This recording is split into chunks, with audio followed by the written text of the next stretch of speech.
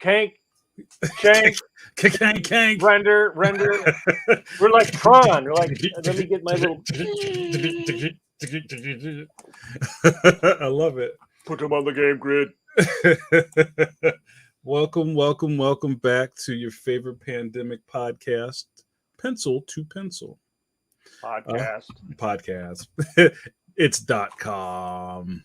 What happened to Strong Bad, Mike? That was like early internet. People love Strong Yeah, Bad. we were talking about that one of the previous podcasts of like all the things that were really popular, like right around 2099, 2000, when the internet was like, everybody's like, did you hear about the internet? and George Bush said internets.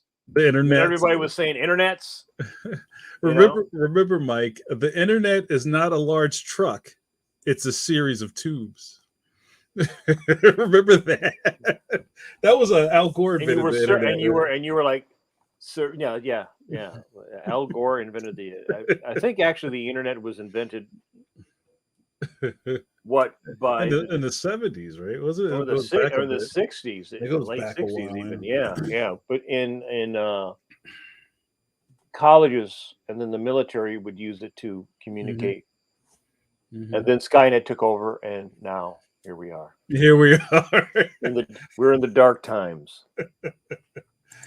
All right, you know our best buddy.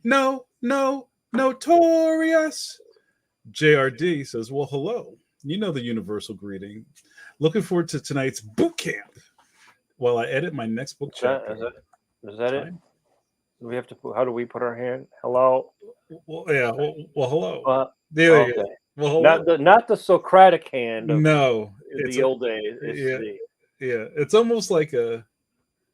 it's like this because in Philadelphia, you're not sure whether greeting has to turn into a... That's right. You might got to go in with the blocker. That's right. So it's like, hello, friend. It's not like how. No, like showing my hand with. Right. It's like this. It's like half weapon. That's right. Either that or you just show them the razor blade you keep under your tongue. That'll get them right. That's right. They cut my forehead during the podcast. Get some blood, like an old wrestling move. Yeah, get some color. Yeah, that's what they used to call that. Welcome everybody back to the podcast. I hope you're well. Mike, Manley, and I get to do one of our favorite things, but we're not going to tell you about that yet. I have some banter. I want to get through before we get started with our lesson tonight. I have a couple things on my plate, Mike. The first thing is, did you realize that we didn't have a environmental alert or event tonight? It didn't rain. For the last what it did rain last week after the show. Mm-hmm. Oh, right. You're right. Yeah, that did happen.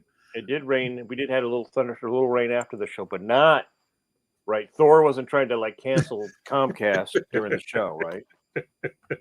Yeah. So that's the first thing. It was a beautiful day. That makes everything move a little smoother. We've had a real spate of if it stayed like this all the time, it would just be like the perfect weather. Yeah, I found out I'm a fall guy, like Colt Seavers. Oh, I love the fall. You almost forget, some people are just here for the pumpkin spice, but everything. Hate pumpkin spice. I like pumpkin pie, but I'm so tired of the pumpkin. By right after 4th of July. Yeah. They take the hot dog out of your hand and what? Just like everything is pumpkin spice. Like you go in the store, I just want milk. I'm sorry, there's only pumpkin spice. I'm sorry, there's only pumpkin spice milk. I'm sorry for your loss. So there's that. I'm enjoying the weather. And I had this very weird conversation, Mike, and maybe you'll entertain me for a second. So say we just got out of what comes before spring, winter, right? And good. It's 60 degrees. I think somebody gave me a heart for saying winter. It's 60 degrees outside, right? But in the fall, when it's 60 degrees off of summer, it feels so much better, but it's the same temperature. Can you explain that? Well, just like in January, if it's 38 degrees, it's like, oh my God, it's so warm. Mm-hmm. after you had one of those cold snaps. Like, I'm going outside with just a t-shirt and some shorts, you know, shovel my snow in the 42-degree. Yeah. It's all context, right? Right. So it's almost like, how much does a pound of feathers weigh? You know, that kind of thing, right? It's all in your head. 2 pounds. So okay, here's the other thing. We're gonna run through some stuff. So we did that. We talked about that. We talked about that. And my coffee mug tonight, and this isn't a plug for Coffee Break with JN. Tomorrow at 9 p.m. EST, right here on your Bat channel. We have to mourn the loss of Saito Sensei, who just died last night. Sip of coffee for hopefully Sensei. at the drawing board, right? That would be the fitting death for any cartoonist. That's your Viking death? Yeah, drop you dead just at your table. fall. As you fall, you strike the last stroke. So good. I think he was 84, right? And he was drawn right up until then too. Look at that stuff. Were you a Go-Go 13 fan, Mike? No, I mean, I was aware of it, but I was not. I could not say that I own any. I don't think I own any Go-Go 13. My anime or manga buying and collecting is very eclectic, I suppose. Yeah. Well, I mean, I can't say that I had like a bunch of stuff, but for a lot of people, because I'm a big video game nerd, a lot of American kids learned about Go-Go 13 because there was a Nintendo game. Okay. See, I think sometimes that's the difference between us, because they're like 10 years or so different in age.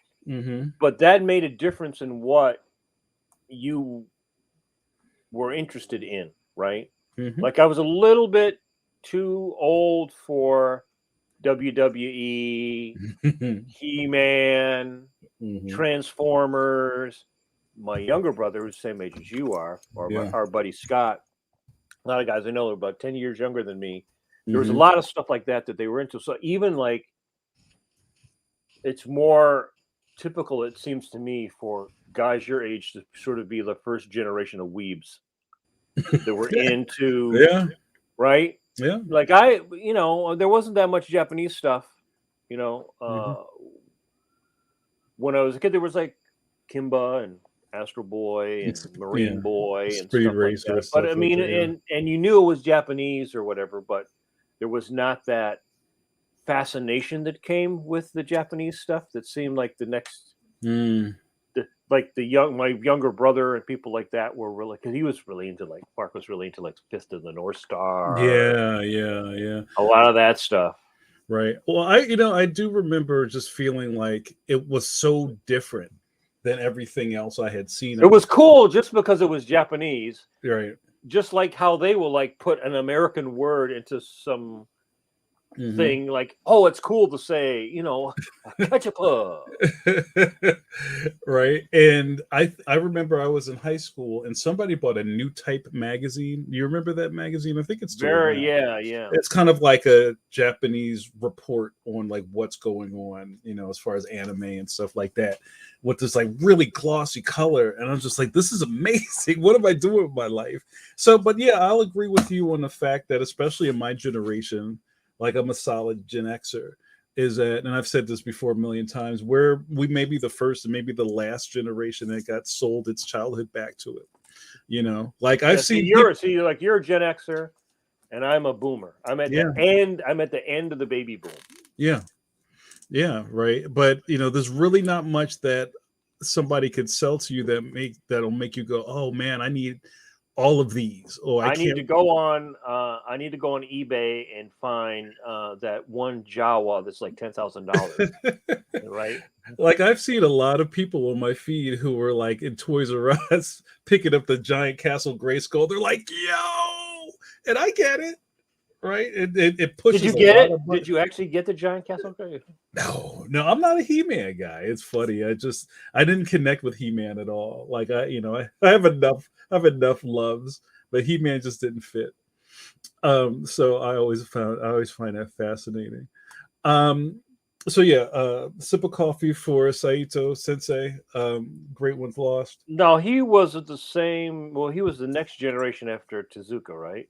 Yeah, and I'm sure there's people in the chat that could give us more of a wiki fact check on that. But yeah, he had, I mean, Tezuka had a really strong line on just how the industry went, and Saito probably came in there probably not too long after him. Like I'm sure like JRD or somebody can tell us exactly what his timeline was. But there's only so many masters, you know what I mean? And I think Saito gets that credit. A couple of other things I want to give some plugs because we have stuff going on, right, Mike Manley? Always Uh, stuff, we got so much constant stuff. stuff. We're just changing the name of the podcast to Stuff. Stuff. Um, so Mike Manley, congratulations on your new T Public T-shirt campaign. Also, Oh, thank you. I'm gonna share the screen. Mike is also now what are you like I'm a a featured featured artist artist? on T Public, Yeah, that's super this cool. week, which So means that all my T-shirt design, all my drawings, which you can get on a T-shirt or a coffee cup or a phone case, or they've got you can see the little list of all the stuff there. I think it's like you can get a instead of for like $23 or something, you can get it for like 15. Isn't it what it says on there, or is it 12? I yeah, can't. I think it's Too 13 or small. something. Yeah. Yeah, yeah. So, which is great because you get a T-shirt for a pretty big chunk of Hmm. a discount. Just like I think they do that all this week. And then when I put up a new design, like I put up a couple new designs, I think 4 last week, Hmm. they are also for like the first 48 hours or something like that, or 24 hours. They're uh they're cheaper. So I have a bunch more I plan on putting up. Hmm. I've got a couple more in the hopper, as they say, on the drawing pad. Yeah, I think I made a thing last time we were here. Yeah, here you go. Check that out. I think you have a new thing now. I think it's T Public / users draw Manly. I think you can go to just Right, right. If put you draw just type Manly right in right, there. if or you can go to my Instagram, and the link is in my link tree on Hmm. in my bio on my Instagram. Yeah, I'm very excited, Mike. And how are sales? You don't have to get into numbers, but Sales are pretty good. Sales are pretty good. I mean, when you go on there, one of the things I have explored in the last 2 weeks, there's like a bajillion, just like Instagram. There are so many people on there. hmm So it's a cool thing. It was great that they were interested in my work, interested in these kids. They scouted me from my Instagram page. So well, um, there you go. I'm always telling people I'm really big on people, young artists especially, coming up with your own intellectual property, as they say, your own IP, putting Hmm. stuff up there for people to see. I know a lot of people are like, I don't want to put my stuff out there. Somebody's going to steal it. Somebody's going Right, to steal my work. You right. should be flattered if someone in the beginning likes your work enough that they want to steal it, that they actually want to download it. That's Right. what you want. You want people to like and collect your stuff. And I think we're gonna have our buddy Alberto Ruiz on in a couple weeks. That's fantastic. And he used to have this theory that he would put up stuff for a while, then he'd take it down. Hmm. Like you don't see that. I take it off. He would take it off his social media, Hmm.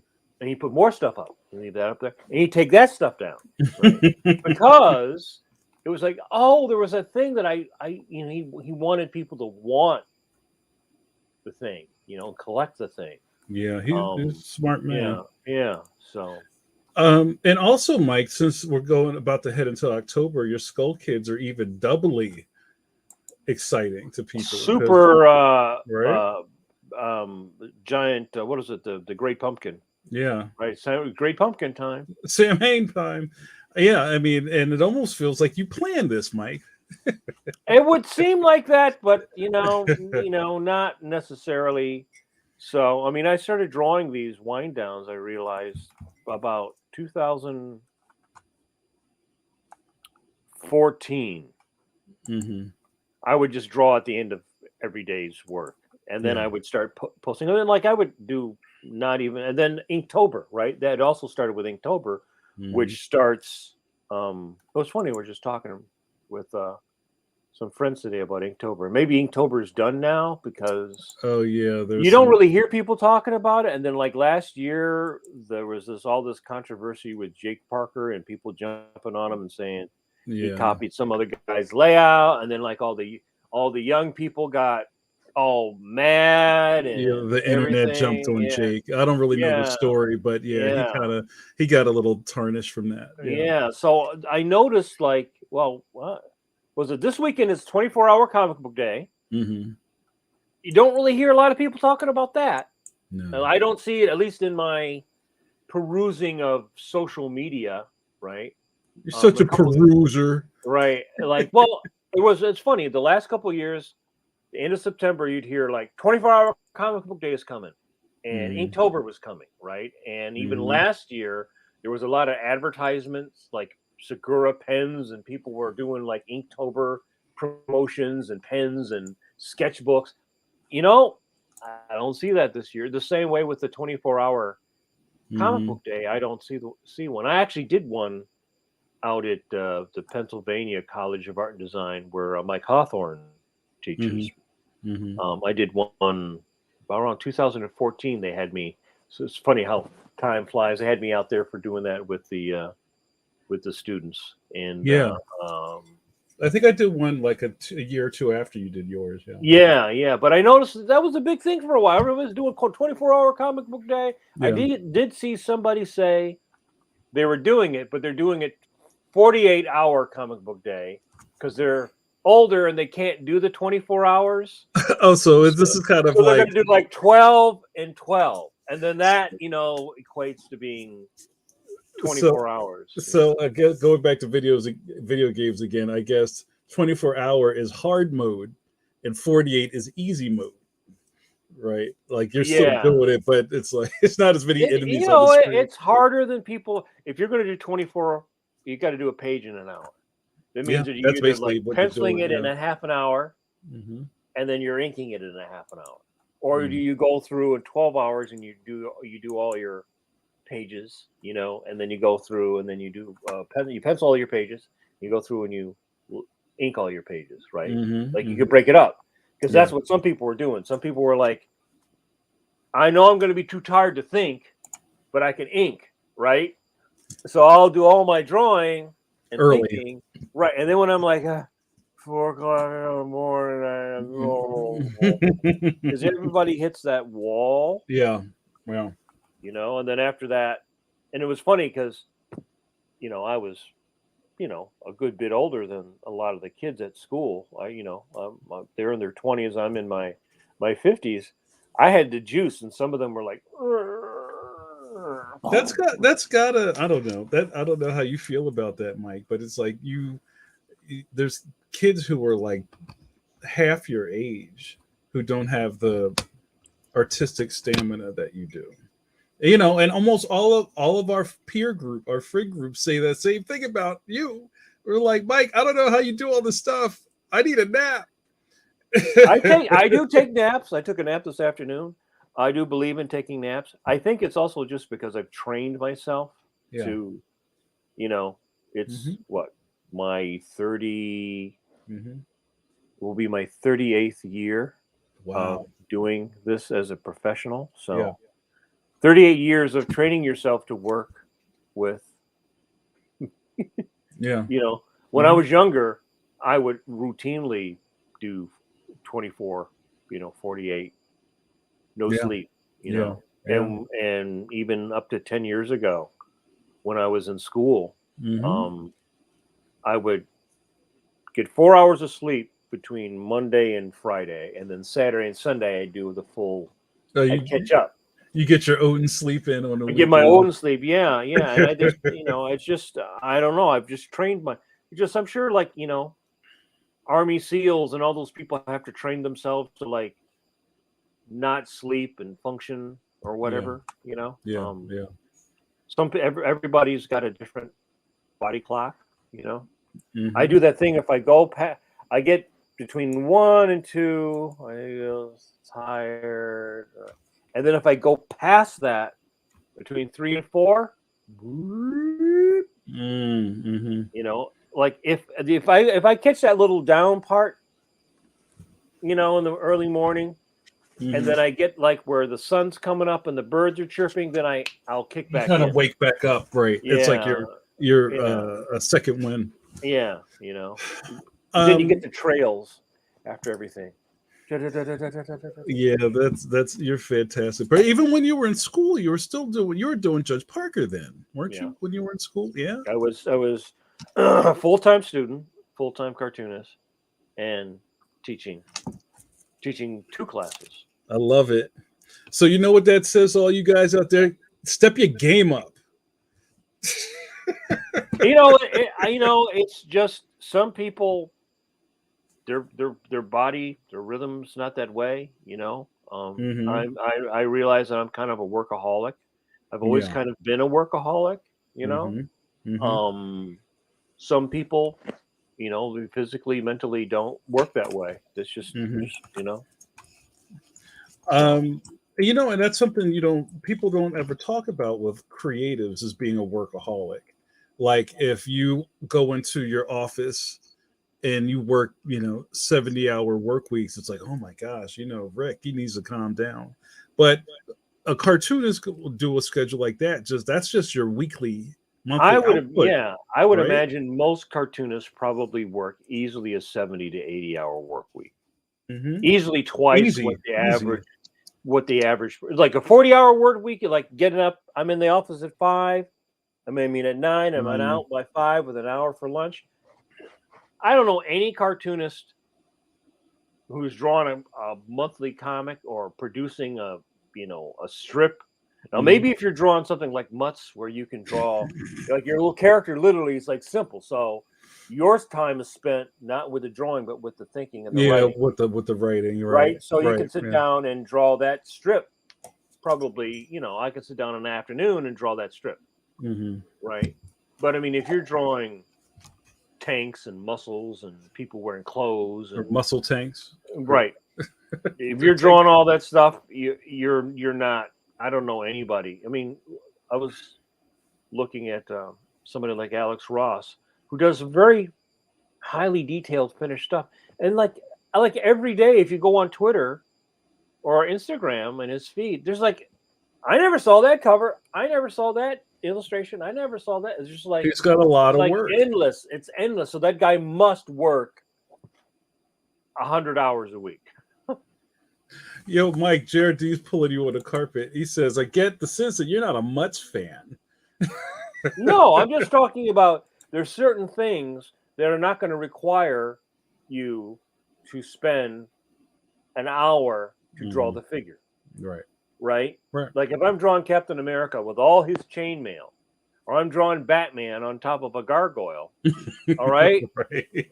right? It's just like hours of drawing, Yeah. where if I have my characters like a little bean shape with a little bloop bloop bloop bloop, Mm-hmm. it's not about uh, the quality of the work. It's about the quantity of time it takes to produce that work, Right. right? Yeah. So it has nothing to do with whether I like Mutts or I don't like Mutts. I mean, Charles Schultz drew a lot more peanut strips than Hal Foster drew Prince Valiant. Mm-hmm. Mm-hmm. There's just, it doesn't take as long to draw Charlie Brown.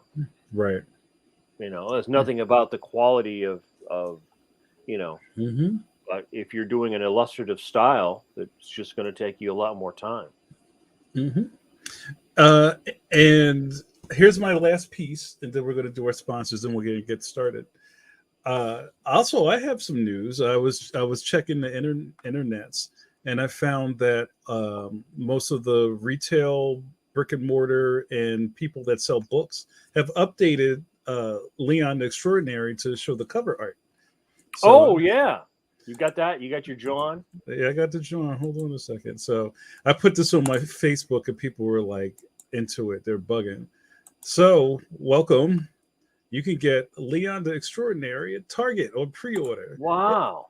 along Look at with that. any other place. Like it's not just Target. It's Is it Amazon? Amazon. I think it's on Walmart, Barnes and Noble, the whole thing. We're worldwide, baby. That's right. That's awesome. That's Yeah. awesome. Look at that.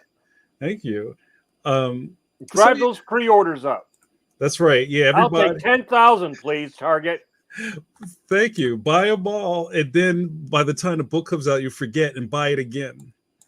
So I don't know if you heard this, Mike, but my new, I'm a big goal person, and I have very lofty, dreamy goals. My goal, some of you guys know this, is I want a Macy's Day Leon balloon.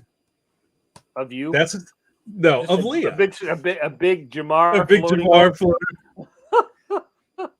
That's how big Leon's You going to never be. know. You never know. It could be. Hey, nothing's It'll be impossible. Like bye, Garfield. Bye, Garfield. Bye, So, Jimmy. Jimmy Neutron. So yeah, very excited. There's a cover. I'm already writing book 2. Just to let people know What happens in book 2? I'm so excited. I'm a titter. Book 1 is coming out. The dates got pushed because of the pandemic, and we've been talking a lot about how everything is getting harder to get. If you're trying to fix your house, lumber is almost triple the price right now. Everything. And in England, they can't get gasoline. And it's bled into publishing. So now even distribution, getting stuff here on the slow boat, everything's been affected. So Leon Extraordinary is supposed to come out in April of 22. Now it's coming out in August of 22. Wow. So you have plenty of time to order it. But I'm super excited because now I get to rule the fall. Back to school is going to be Leon time. I'm super excited. Maybe you'll get some backpacks. Oh, bro, I can't wait. Thermos, lunchbox, and a thermos. Then you'll drop your lunchbox on the first day, and remember, you always break your thermos. And you got your pink milk with your broken shards of glass inside. Pink Milk Chronicles. Oh, I love it. Yeah. So thank you guys. I'm really excited. So wherever you shop, go get Leon. You don't have to go to Target. You can go wherever, and also support your local bookstores. Go to your local bookstore if it's mom and pop. Do you have a local bookstore? I don't have a local bookstore anymore.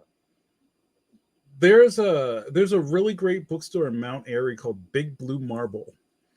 Just we're talking about just straight up books, not comic book stores. And there's a couple other places around. And Philly is filthy with comic book stores. Shout out to Amalgam. Shout out to Brave New Worlds, Atomic Comics, Fat Jacks. We're friends of all of those guys. So, thank you, Steve. That means a lot. So, yeah, guys, thanks a lot. You get to listen to us plug stuff. I like Steve's new thing. Isn't that nice? What is that, Steve? Steve. Hi, I'm Steve. It's Steve. What's up, Sue? Sue says, yes, Leon Macy's Day Balloon, $1 million for a 2-year deal. And you have to sponsor a float that features a singer and pay the talent on top of that. Scholastic can afford that. Suze, why did I come to you first? You know all of that stuff. Who would you want singing on top of your Dionne Warwick? I want Scatman Crothers as like dressed as the moon guy from McDonald's. Oh, Mac Tonight. Mac Tonight, yeah. I think that would be appropriate. Oh, that's fantastic. Oh, JRD says, Leon, dish towels and dish gloves. Oh, I like the dish gloves. Also, JRD says, buy from bookshop.org and you can support indie bookshops with every purchase. There you go. Get on that. Look at this well-informed group. Thank you. The only bookstore I have that's near me is in is the Barnes and Noble, and that's in that's out in the hinterland. It's like the hinterland. 10 miles from me. Yeah, because all the other books, the other bookstores that were close to me, they're all gone. Yeah. They're closed. Yeah. There's only one Barnes and Noble on Sproul Road, and the Borders I used to go to is all gone because Borders is gone.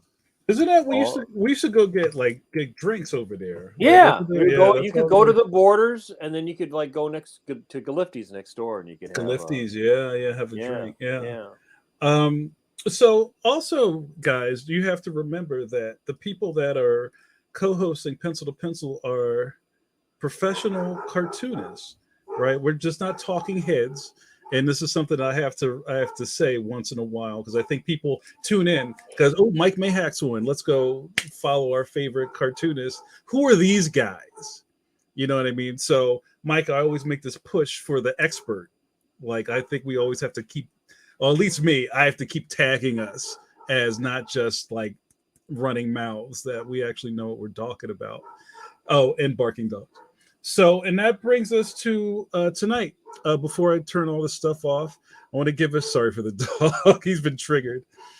You know the John. You see the John up there? You know the world famous John. Let's give a shout out to our good friends at Graphicsly who make Clip Studio Paint.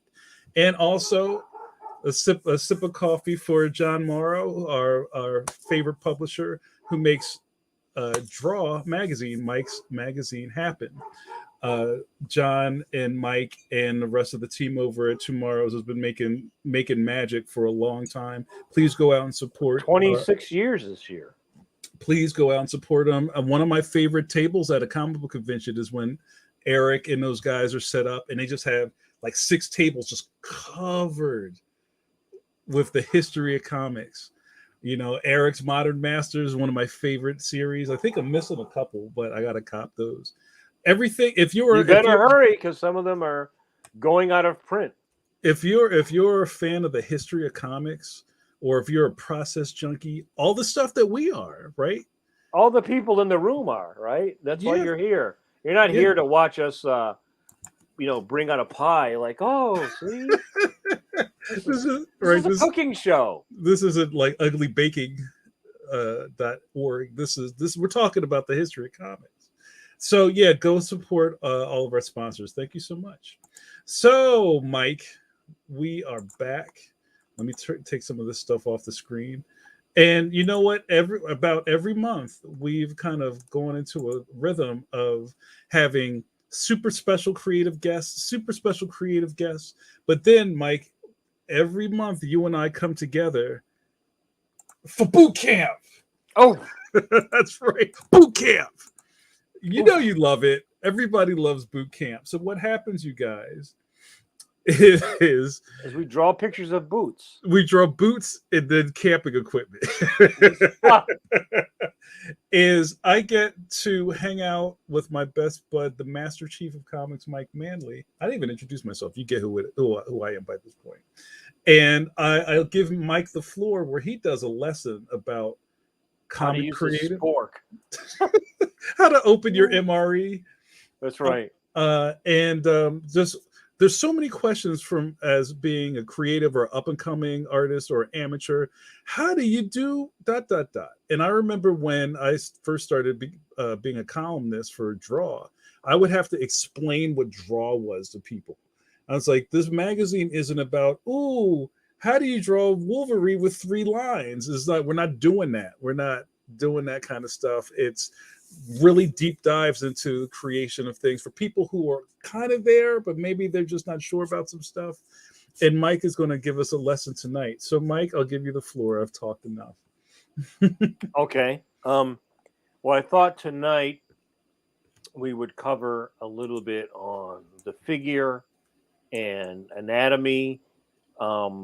And this, the stuff I'm going to talk about tonight, I think really applies to both comic books and also animation. These principles that we talked about, which are the rhythm and counter rhythm, the rhythm lines, and the lines of the counter lines of energy that you will see in a figure. Because one of the things you have to do in animation is you always have to economize. You have to simplify. You're not allowed to do a lot of rendering. You're not allowed to do a lot of detail. In fact, in animation, Mickey Mouse has 4 fingers. I mean, 3 fingers and a thumb, not 4. because they figured out that extra finger is a little bit more drawing. Jiminy Cricket has like one button, not two buttons, not three buttons, not four buttons, right? Every little bit of detail you would put on a figure would be hours more of drawing, right? It's like one button, two buttons, right? Now you're doing that one button, two buttons. Instead of doing one, you actually done two drawings, but you're doing one drawing, right? Every step of the way. So a lot of the principles I'll be talking about tonight are something that I got doing comics, but then I also sort of relearned them in animation because, again, you're always having to economize and trying to find a good way to strengthen a simple drawing. So I thought we would start. Let me get my. And while you're getting your stuff together, I'll just let everybody that's watching live. If you're watching us on YouTube, well, hello. If you're watching us on Facebook, well, hello. We are going to do a live art lesson, and please, we'd love to hear what you think. If you have a question for Mike or myself while he's working, I'll try to get it on the screen, but let's try not to distract him. So, for Christmas, I think 1977, I got a book that everybody has probably seen called How to Draw Comics the Marvel Way by John Buscema and Stan Lee. And John Buscema is one of my favorite artists. And I think he's a really important artist in comics, especially in superhero comics, because I think he's a guy who's sort of in between, say, someone like Kirby, who was very much a stylist, and everything is very stylized, and the more realistic artists, right, which would include people like Hal Foster or Alex Raymond or Neil Adams. And one of the things that I learned from studying John Buscema, and again, the great thing about the internet now is if you type in John Buscema, you will see literally hundreds and hundreds and thousands of these drawings like I'm showing you here that really deftly illustrate the principles that I'm going to be talking about. And you see this very clearly in Buscema's work, which is really strong gesture. And then you see what I call the rhythm lines, right? So he would warm up all the time on sheets of paper, or actually on the back of even the pages he would turn in. He would have these fantastic drawings. And so what you see here really is the great line of action. But then you see he's not really drawing the anatomy, all the details of the anatomy. What he's drawing is the rhythm of the anatomy, the rhythm of the body, right? So you see this leg, the front of the leg, and the quadriceps, and the hamstrings. You see that here? So what you see when you start to study his work is what I call the rhythm lines. And then one day it just sort of popped into my head because I was sitting down, I was trying to analyze, what made his work really stand out. And he perfected this way of working, which was to do layouts for pages. And he would do a rough, and then he would put another sheet of paper over it and do his finished pencils. But he would also do, very often, loose pencils, or what they would call breakdowns. And then the detail, the finishing, the inking, all the detail was put on by the inker. But the dynamics of the storytelling and the dynamics of the figure were there. And you can see another guy who was also influenced besides Kirby. You can also see there was an artist called George Bridgeman, who was very well-known anatomist. He actually taught people back in the day like Norman Rockwell. And so you see this rhythm, these beautiful gestures, very loose, right? A lot of energy. So if you notice on the front of the leg, the muscle would curve this way. On the back of the leg, it would almost curve the opposite way. This is going up. This is going down. It's going up, Mhm. in, out. You see that also. You see these beautiful and exaggerated rhythm. You see this, even the shape of the line, the way it's put down, right? You can see the Mhm. very light underdrawing, and then you see, mm, mm, mm, mm, and makes even this figure who is just standing there in a stock pose very dynamic. He's really pushing those shapes, right? Mhm. Um, Here's another example. Again, because this is That's a the cool type, one. this is what he would turn in, um, for the people at Marvel to do finishes on. Mhm.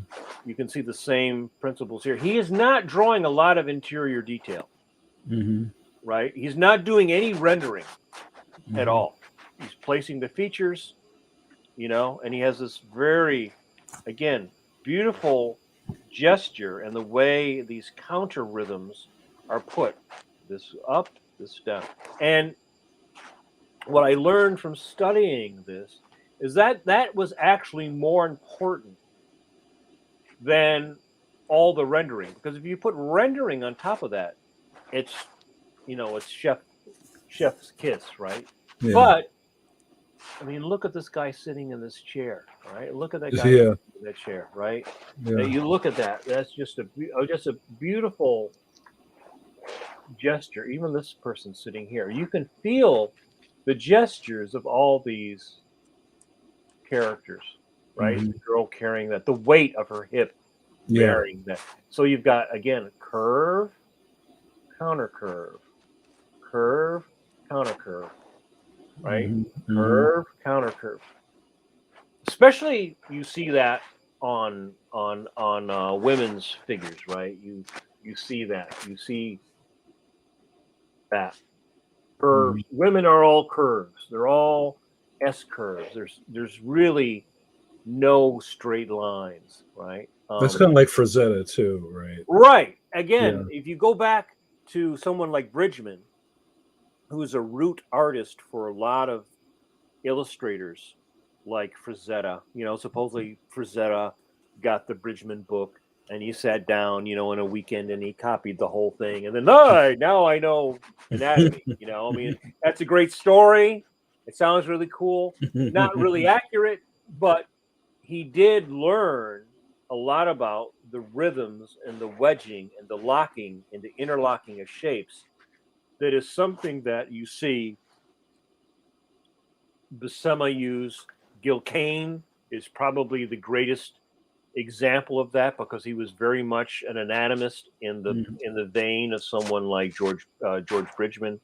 But you see those principles expressed differently in each artist depending upon their their style, like their dancing. Like no two jazz singers sing exactly alike, let's say, right?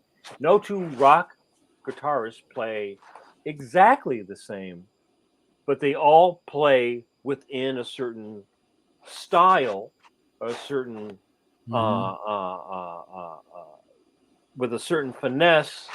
Um, Mike JRD, who seems to be the only person talking tonight. I got hold on. I'm trying to click on your screen when that's not it. okay. JRD says it's almost like a with the rhythm method. Pause. Ah, It's almost like a jazz musician in the concept of call and response when riffing. Well, one thing I wanted to ask about this, Mike, is what can you get from, say, watching Buscema? Like, are there a lot of videos of him drawing? Like, I there almost is there. I know there's not a lot of him there's drawing. not a lot. There is. They did a series of. Well, they did do a video version of how to draw comics the Marvel way, and that Right, was right. up on YouTube. They took it down, didn't I don't know if they did, but I never saw that. Right. So they? Yeah. the stuff I'm talking about is something I learned from Mm-hmm. study and from observation, but it Mm-hmm. was never taught to me. I Right. taught it to myself Right. by watching and studying. Mm-hmm. Okay, what do these artists have in common? You know, Mm-hmm. you would hear when I started out, people would say, "Oh, you need to get the George Bridgeman book, right? Oh, you need to get the Andrew Loomis book, or Mm-hmm. there were certain books that you were recommended that you buy." And um, it's one thing to buy it and have it, and then it's another thing to understand it, right? Mm-hmm. Because I never had a teacher who taught me, oh, well, when you look at the George Bridgman books, those drawings are his way, a stylized way of him drawing to express a principle, right? He didn't Mm-hmm. always draw everybody looking like they were made out of cement or whatever. Those Mm-hmm. stylized drawings were done to express the the idea of what was happening to the figure, right? Mm-hmm. Um, but again, you can see here these very great, strong gestures. Like you could almost draw like a stick figure that way, right? And then you see, even though I'm not saying you don't study anatomy, because you do study anatomy, because the study of anatomy will tell you where the deltoid and the tricep and the bicep and then the muscles of the forearm and the quadricep. So you do know that. You can see that. Mm-hmm. You can see the indication of the interior head of the quadricep, and you can see the where the sartorius muscle. You can see that. You will know that.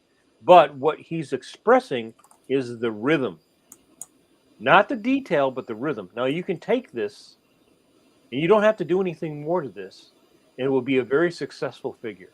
Mm-hmm. Right? You don't have to put like 1,000 lines all over it for it to be a successful figure, right? Even here Mm-hmm. with this cowboy, you read this beautiful gesture, and Mm-hmm. even can see he does this really cool broken line.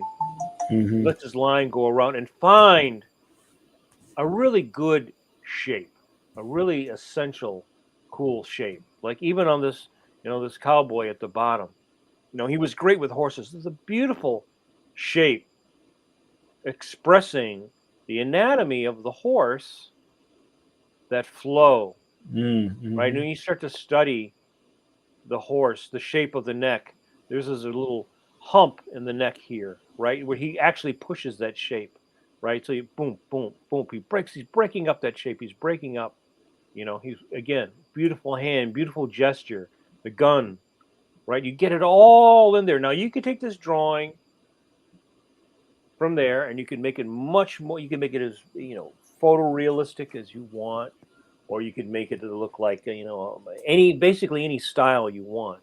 But if you've got this gesture in there and you keep that, it's going to be a dynamic. You can see even here, look at that, just something Mm-hmm. simple like that. Mm-hmm. Right now, when you do a lot of life drawing, or what animators do, they do a lot of life drawing. They're looking for things like this. They're looking for this shape. How can I make this like Right. Or three he's or four lines? he's pulling for it. He's like, Right, right. oh, yeah, yeah, yeah. You're You're looking looking. at the figure. Yeah. You're looking at the figure.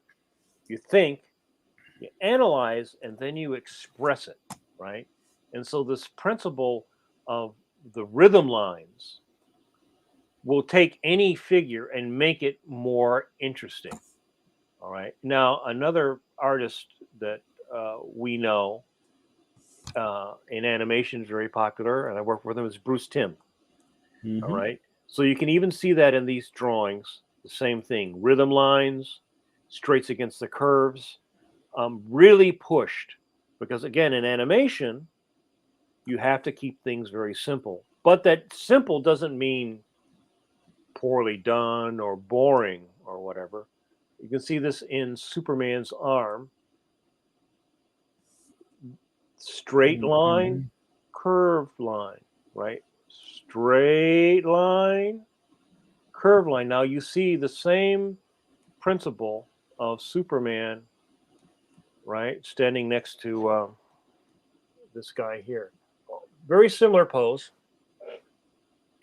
But someone puts more anatomy, right? A little bit more anatomy. He's indicating he's actually breaking the arm into the deltoid. and the bicep, and Bruce eliminates that. And one of the reasons why he eliminates that is because you don't have the time to draw those muscles, and the animator has to know his anatomy. Yeah. John Buscema was a master of anatomy, a master so that he could stylize it, right? He knew it so well, he could stylize it. When you're working in animation, doesn't mean that, if you're a Disney, like the Nine Old Men, or you got a big budget, you got real high-end draftsmanship, but not all, a lot of the cartoons don't have that overseas, where they send it over to be animated. The animator doesn't know exactly where the deltoid inserts between, right? If you don't know this, right where this starts, and right where that stops, and right where this stops, and how that goes over, if you don't know that, you're not going to be able to draw that arm and have it move, right? You won't be able to move the muscles. It's one thing to draw just a static pose. It's another thing to actually move and turn that form in space, right? Hey, Mike, I wanted to touch on what Matt's saying real quick. Matt Warengo, what up, Matt? Matt says, I think Dar called it Bruce Timm's elbow theory. So, well, what I wanted to talk about real quick with this, because this turned into the style for a while, especially in animation, and then it kind of bled backwards in the comics, is what I know it's style, and I get it, and I'm speaking as the pencil to pencil layman again.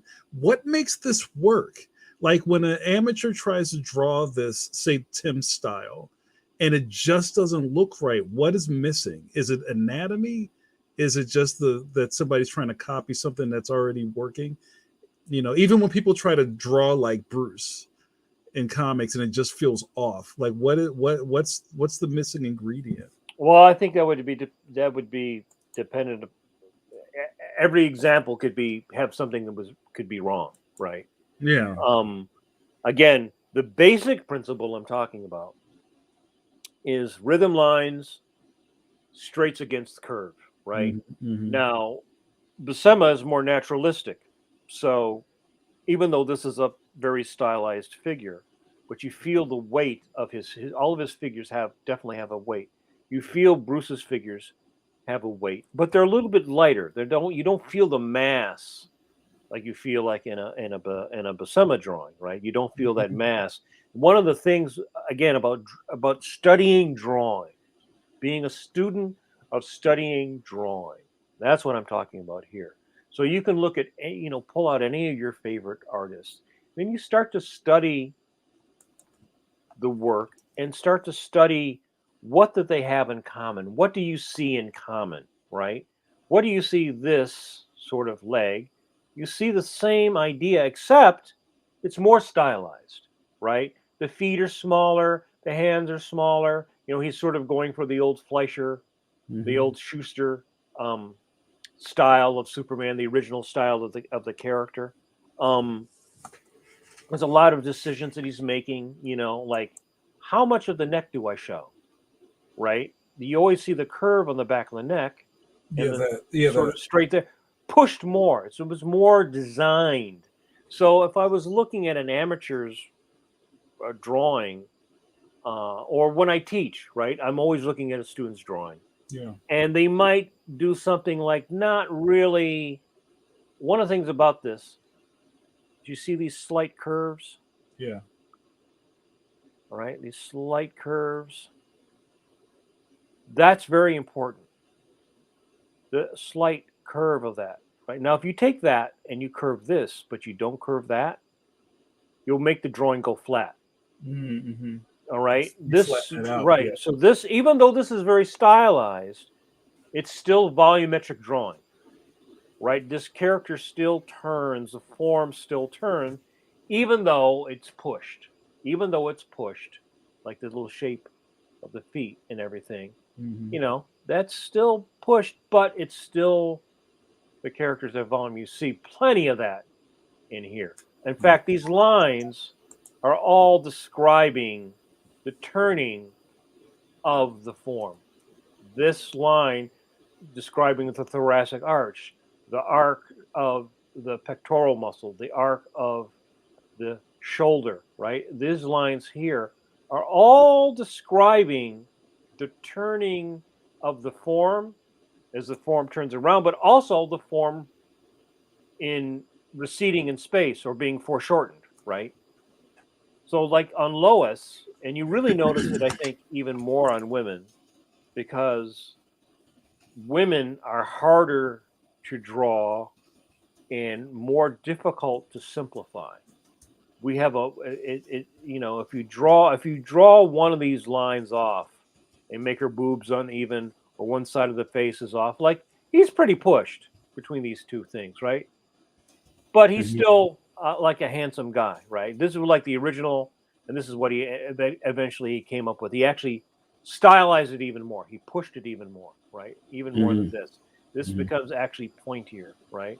If you look at the original Batman series, it was actually rounder. And then as they went on, what he learned was through trial and error and the vagaries of production, depending upon whether you got a really good animator or a so-so animator. The more it was pushed, it was easier for the person to draw that than to draw that. If you're Mm. drawing this, you got to really know your stuff, right? Yeah. You Yeah. really got to. So I think this is a really good illustration of how the same principles of the straights against the curves, right? You can even see, like, here's the knee, and you can feel a little weight of the flesh. And, Bruce simplifies it. You still feel the weight of the flesh, but that's boom, Mhm. like a little V, right? Yeah. And then Yeah. he takes it off the girls altogether. You know, you know. Um, Here's another great, great, great page. Um, all rhythm, all rhythm. He's searching for the rhythm, like even the rhythm of the skull, the shapes, all this stuff. And one of the things he was charged with was to make his work more dynamic, like Jack Kirby's work. That was the thing Mm. that Stan wanted. He wanted Buscema's draftsmanship and his storytelling, but he wanted it to be dynamic, like a Marvel comic, like Kirby was doing. And so what Buscema did was he systematically actually studied Kirby's work and the way Kirby would do these type of gestures with his figures, except, and you see the same thing in Kirby. If you actually were to silhouette this figure, you would see all the muscles are in the right place. And even somebody like Jack Kirby is very stylized. If you silhouette his figures in, he's not drawing with the same accuracy or naturalism, I would say, that Buscema was drawing. But he's still got the placement of the rhythm shapes, like Buscema. So this, it's really hard to draw something as eloquent, as simple as that, Mhm. right? Great Tarzan figure, and you look what he's doing, just trying to get the rhythm, this Yeah. rhythm all the way through. Look at this rhythm all the way through. You go like all around, Mhm. and then you also do this. So you feel the weight of the gorillas and the weight of Tarzan. You know, Yeah. you can actually see his drawing is searching for those rhythms, right? Like his look at this. This is very much like almost like an old master drawing. They were doing the same thing. They were searching for the rhythm of the arm, and then the break of the. There's just breaking that line really Yeah. adds Yeah. shape, Right. the strength to that arm holding the hand holding the knife, right? And you can see he goes right through. He draws right through. Mhm. He's not, so he would do several of these things. Then you get the one he would like. Then he would put another piece of paper on top, and then he would do the finished drawing. And again, you say the same thing with Bruce. He's looking. You really feel, including the lightning, Mhm. including these clouds. You really feel the flow of the shapes, right? The flow of the hair goes right down, right? Nothing is stopping you. Mhm. Nothing is catching you. Nothing is. Again, the same principle that you saw in this arm, Yeah. you see in that arm. The same, look at that. Except Bruce is stylizing it even more. Like he's not giving her a deltoid. He's just giving her this nice shape of flowing shape, right? Mhm. Same thing. You can see these common principles. So one of the things I always try to get the student to do is to do studies of artists like this. Study something like a Bridgeman, then do something like a Buscema, then do something like a Bruce Timm, but then also look at a real figure. Because one of the things that Buscema would say was that when he would want to draw somebody throwing something or jumping, he would actually look at sports figures. He would actually look at real human beings, athletes. So if Thor was throwing his hammer, he might look at a pitcher throwing a baseball. And Mike, isn't there? I remember I had this as a kid. Isn't there like the basketball rules book that Buscema did all of the illustrations for, like the referees doing like calls, and I think it's just a line of Buscema images. I might I have to think pull that up for you. Yeah, yeah, I don't know if I've seen that or not. I'll look for it. But even like in this dress, you see again the rhythm. It's all about figure drawing is really all about rhythm. It's all about trying to find these beautiful rhythms in a figure to start, right? This haze of lines searching, trying to find the shape is what's the most essential part of the drawing. Because if it works here and you feel that here, you can draw that hand more finished. But if the hand is not connected in a nice rhythm going around, then the figure is not going to be very, very dynamic. Um, so, what I wanted to do was to show these examples and talk about these principles of the rhythm lines. Um, and then I will, again, just look at, you even feel with this arm going forward, the arc pushing back against this character. You really feel the energy in that drawing. And again, you could take that, go over the top of it, find another way of expressing the finish, whether you wanted to render it like Alfredo Alcala used to do when he would ink John Buscema and it would look like a Franklin Booth drawing. But Mhm. all this stuff was still underneath it, right? All this dynamics was still underneath it. Um, and you get, again, I think that this drawing, if you look at a drawing by any of the Disney animators, they're rough animation, like by people like Glenn Keane or people like Don Bluth, you see this kind of drawing. You see this is the beginning of the drawing. You see the energy, the gesture, right? Expressing these forms, right? Very much uh, exaggerating to really push these shapes, this shape, this shape. And if you look at a leg, um, if you look at a human leg, um, and you look at the anatomy of a leg, um,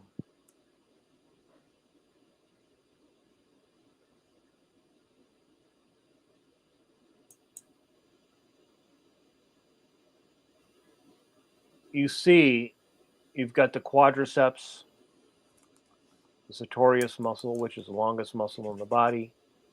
You know, there's the hip, the knee, which is made up of the hip bone, right?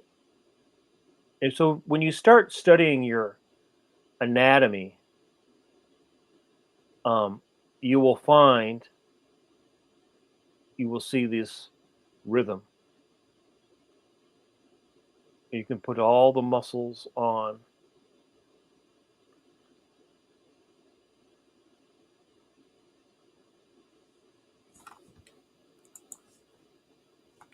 And one of the things I used to do in the beginning when I would draw a leg, so you might look at an anatomy book and you will see a leg, pretty much like that, right? And what a person like Buscema would do is he would exaggerate this rhythm. So let's say, again, if I'm doing this as an animation drawing, I'm going to push this curve against this curve. And then usually there's a sort of a square, or sometimes you make it a V. You see a lot of that. And then you see this rhythm against this rhythm. Because of the way the body is constructed, you will see these counter rhythms. So this is going higher, this is going lower, this is going higher, this is going lower, right? And then you have like the angle of the ankle and the outside of the foot is going up, in, out, toe. So you see these rhythms, right? And so when we're looking at somebody like Buscema, or you're looking at somebody like Bruce, all right, I don't even have to draw any of this anatomy inside, right? I can take all that out, right? Right. I can take all that out. Now this is very schematic like, because I'm just looking at it straight on. But okay, now I can see a leg. If I just understand these counter rhythms, and you learn to find to look for that. So let's say you had an arm. My computer's been giving me fits. I'm looking for the shape, right, of the arm, and then maybe the hand, the break of the wrist, right, and then somewhere in here is the elbow, right, and if I just think, well, the deltoid is kind of a three-headed muscle, right? But I don't want to draw the three heads. I just want to draw that shape. And then you've got the anatomy. So I'll put the anatomy on. So you do have to study your anatomy, right?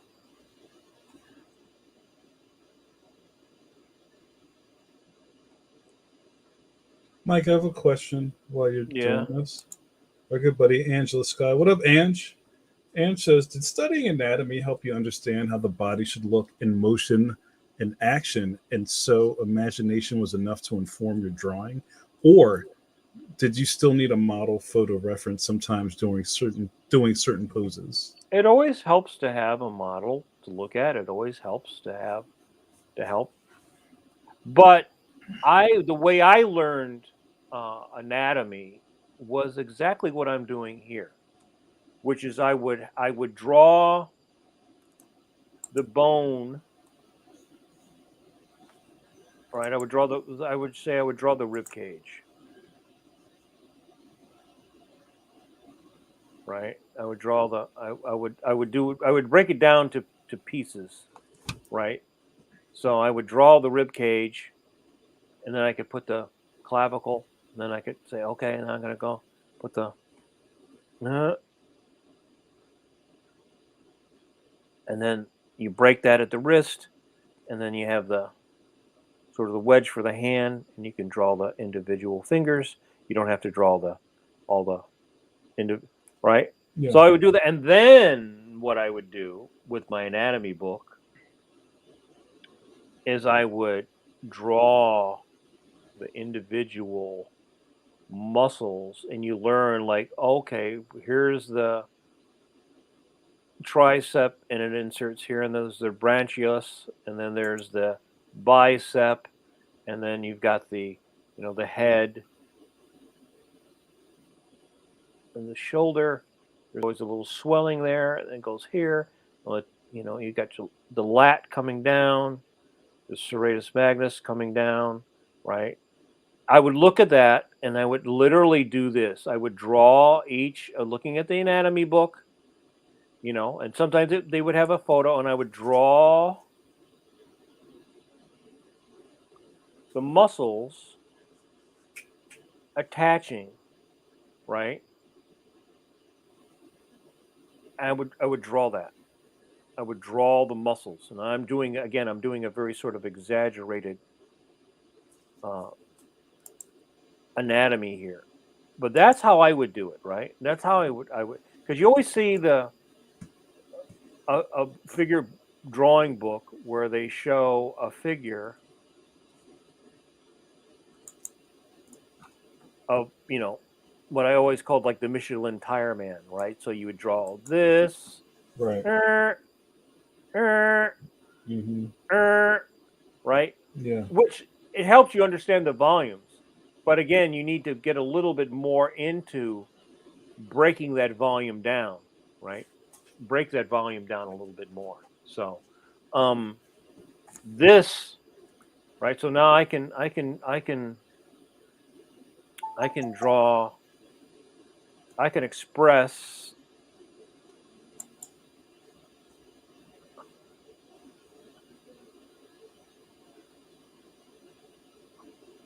with very few lines, pushing that, Mm-hmm. right? I can put an elbow in there if I want or not, but that's what you get out of looking at somebody like you know Buscema. You do have to study your anatomy, but you can start out very loose, want a nice line of action, which is the strongest line going through the body, right? Almost, it could almost be like a stick figure, right? And now I'm just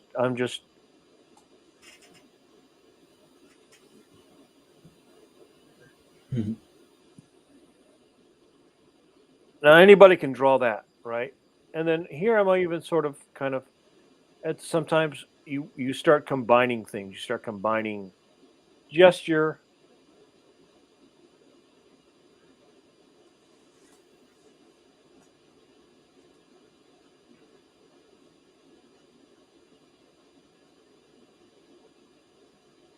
Can you put a man bun on him to make JRD happy? We'll see. All right. We'll see. All right. So now I've got this gesture, and I'm sort of a pushed Mm-hmm. gesture, right? Um, then the next step would be to uh, go in and maybe again think taking a page from Buscema, try to look for the big masses, you know, draw right through it, find that guy's neck. I was going to say that's my favorite magazine. What? Big masses. Big masses.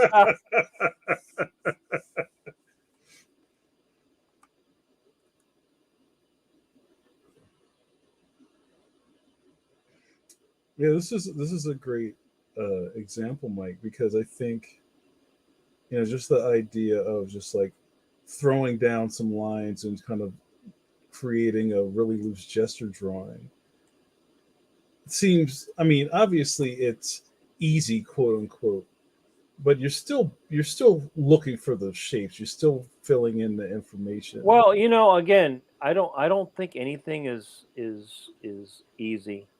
Again, now Right, right, right. thinking back to that, what I was talking about, the rhythm of the leg, right? Yeah. That is what I'm thinking. I'm getting that here. The difference is that I'm getting it a little foreshortened, right? But I'm still thinking of that same idea of trying to get that shape, right? And then this going around underneath.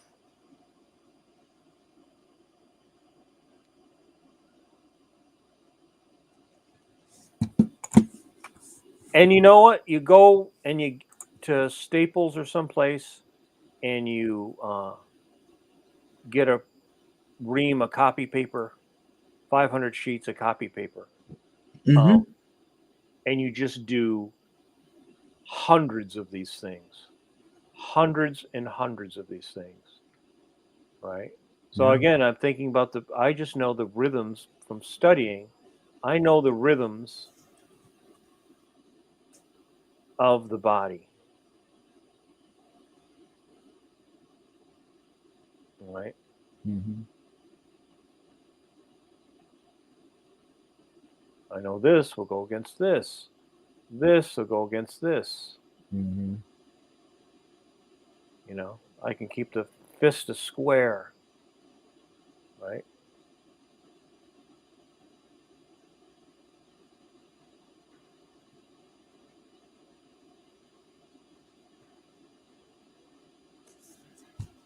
I love it.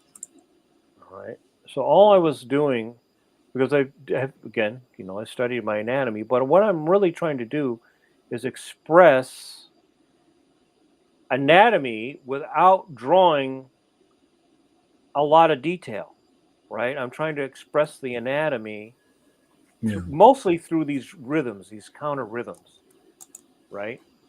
Strong gesture, and then these counter rhythms, right? If I've got this going up, now Kirby is an extreme example of this Right. because he actually did know his anatomy. He Mm-hmm. actually did know his anatomy, but he chose to express it in a very uh, extreme way, right? So now I think I've got a pretty good figure, all right? Um, This is my favorite part. let's see here. Hey guys, I hope everybody's getting something out of this boot camp. This is very insightful. If anybody has any questions for Mike and myself while this is going on, feel free to ask. I know there's a lot of lurky-loos watching, so this is a perfect time to get a question answered.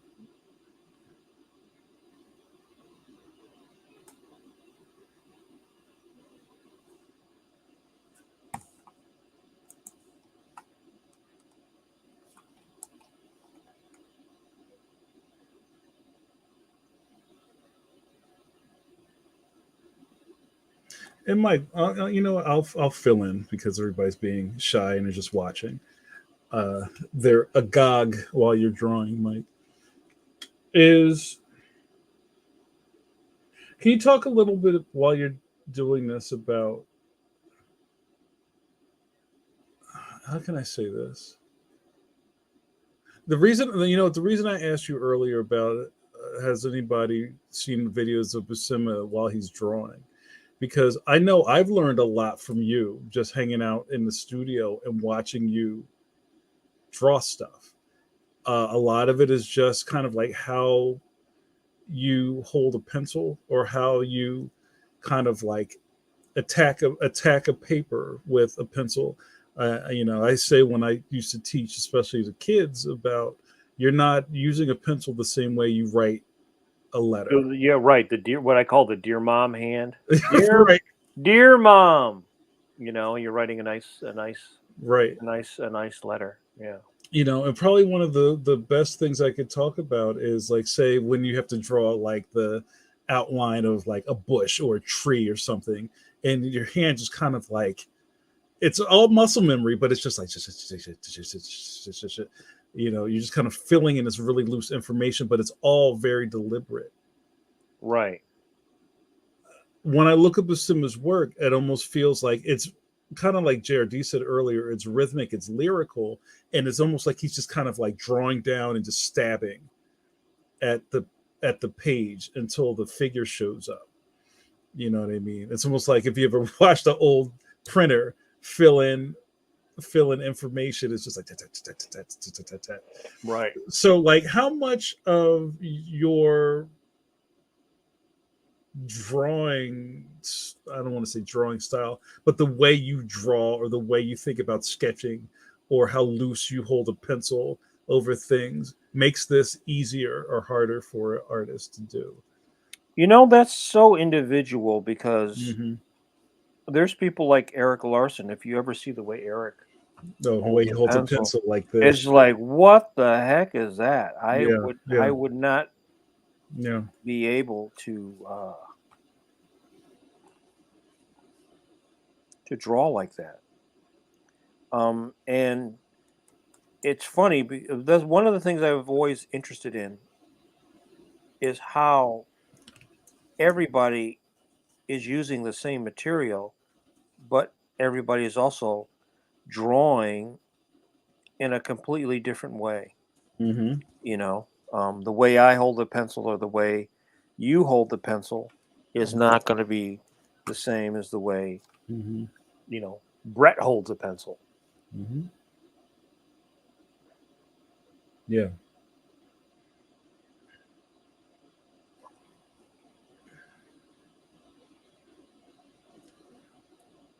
But some of the things that I think trip people up is that, like the young artist always asks about tools. Like if we talk about the magic pencil, Mike, like what is the pencil you're using that makes you draw like that? But it really has nothing to do with that.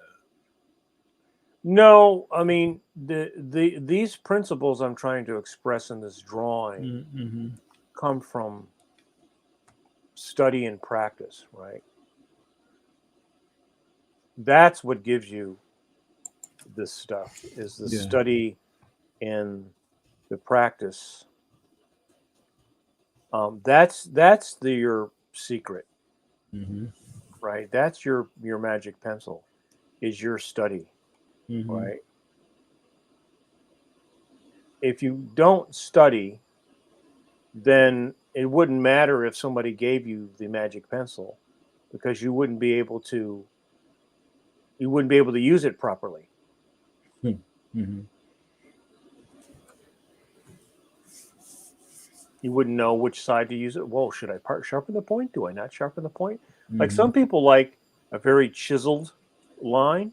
Mm-hmm. Jack Kirby would drew with a big fat chiseled pencil, right? Mm-hmm. Mm-hmm. Um, I think Buscema did too. Drew with a big fat, a big fat pencil. Almost like a carpenter's pencil, right? Yeah, very much like a carpenter's pencil, right? Mm-hmm.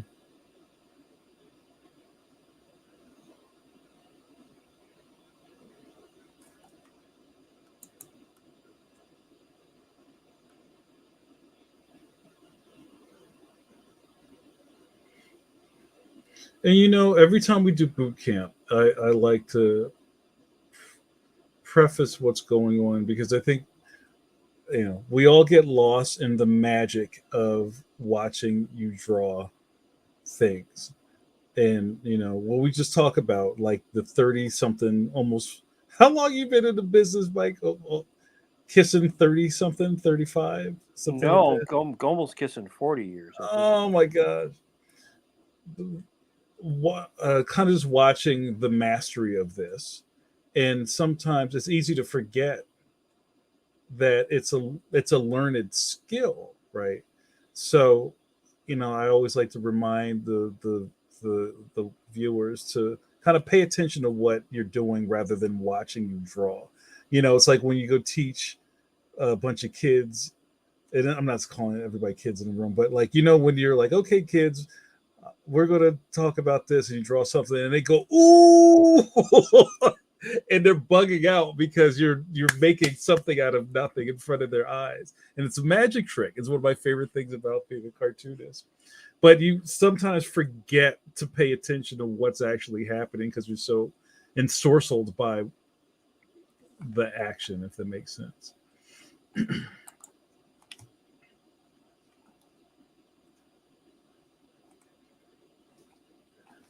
Mike, there's a question from, and I love with what was it? Godfred said, "Eternity forever."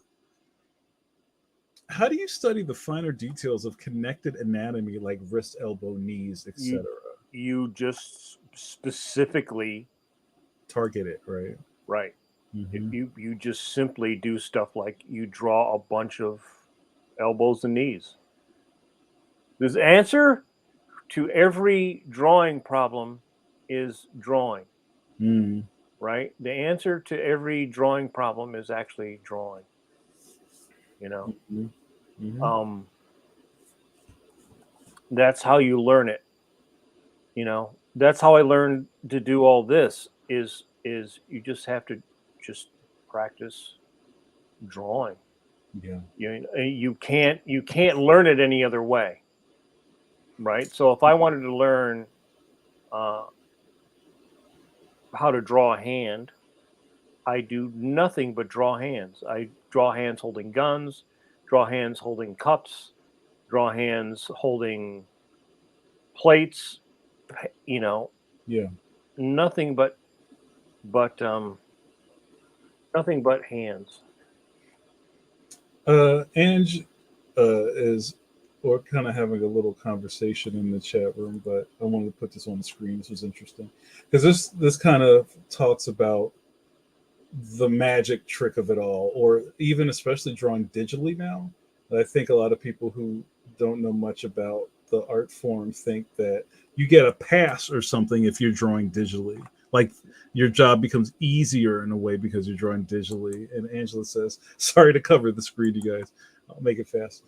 Anne says, good point, Mike. I had a classmate once criticized me for using Procreate because she thought I was cheating when it came to my drawings, whatever that means. And I explained to her that I can draw on paper and digitally, and that when I give my iPad to friends or relatives that aren't artists, they struggle to draw. Like you said, no matter what magical or fancy tool you use, it is all. I lost it. It is all about the talent and hard work of the artist. Thanks, Ange. Yeah, I mean it's just a different. If you don't know how to draw a hand, Procreate doesn't help you, Yeah. or nor does a lump of clay, or Mhm. anything else. Nor does the most expensive oil paint in the world, or anything else. If you don't know how to draw a wrist, you don't have the information. You know, Mhm. I thought you just press the art button and art comes out. I wish if I could just press the art button Then we could all go to the diner. and just sit there all night. Yeah, I mean, it takes me a while to warm up drawing digitally. Yeah. I'm so used to drawing on paper, and I prefer to draw on paper. Right. Like it's a little bit more difficult to draw uh, digitally Hmm. for me. I'm good at inking digitally, Hmm. but I don't like that I can't quite feel the surface feels the same, too much the same for me, Right. There's no right? variation Yeah. or So tooth yeah, or anything like yeah, that. yeah. So, uh, but that's because that's how I learned to draw, right? I Yeah. didn't, I didn't learn how to draw on a tablet, right? I didn't learn how to do that. That didn't happen Mhm. until what, 4 years, 3, 4 years ago. I started drawing digitally, Mhm. like pulling a line when I'm working traditionally, pulling a line. I would get I would get the feel Mhm. of. Also, the other thing is like, okay, when I'm drawing digitally, um, very often you're zoomed in, right? Mhm. Very often you're zoomed in, um, and you don't see the whole figure at one time, Right. right? You don't see the whole figure. Like if I'm in here working on this, I don't see that. That's one of the things I don't like about working digitally. They Mhm. don't like. Uh,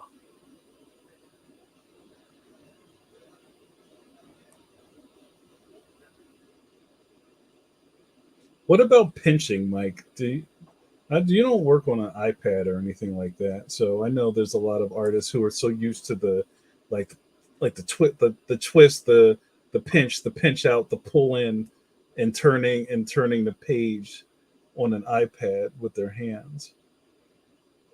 No, I don't. I don't do a lot of that. And your No, Cintiq, you don't have a touch screen on your Cintiq, do you? no.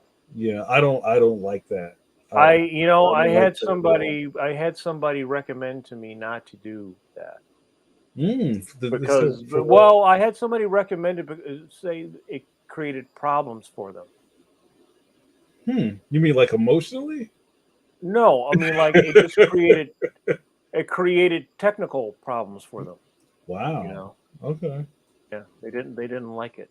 You know, um,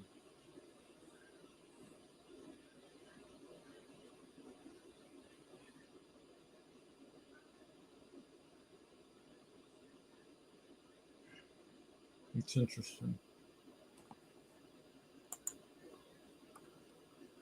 they didn't like doing it. You know. Um,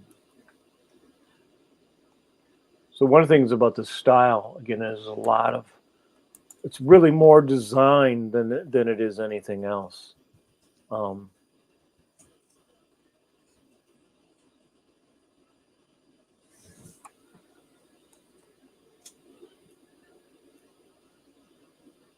it's more it's more design.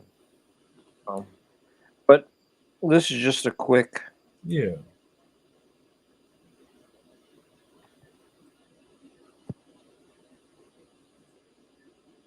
And and if you want, Mike, we can start wrapping it up. We're just doing we're kicking a ball around tonight. I know that you're on deadline as usual, so am I. Well, I'm always on. Yeah. I'm always on. So I'll take a couple more questions, you guys, and then we're gonna cut Mike a break tonight, and we'll finish this up. This was a really good episode as always, and I think just always covering the history of cartooning and just seeing how other artists make the sausage. Usually, well, in some ways, should inform your own process, right?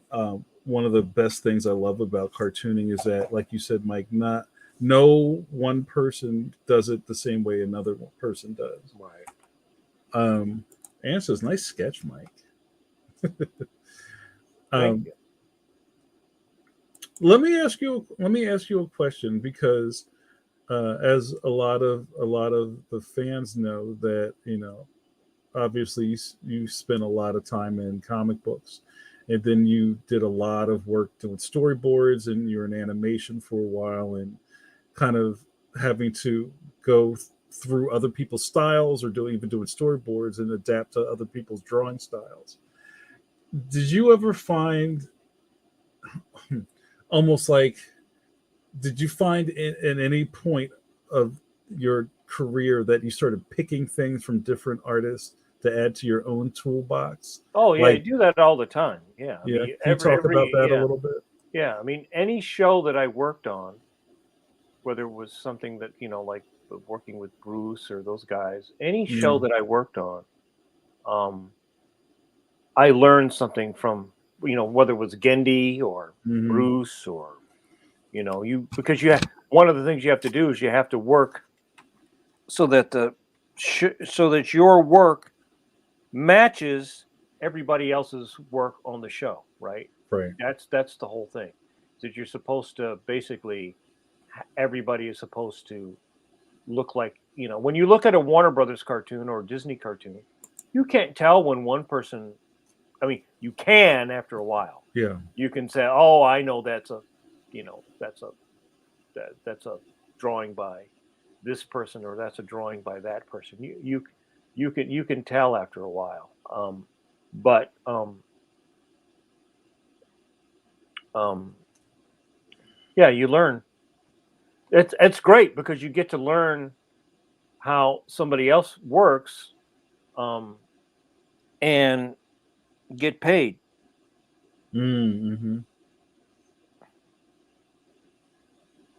It's what they call, that's not on the job training, but it's, yeah, Yeah, really, it kind of is. I mean, yeah, you still have to be able to.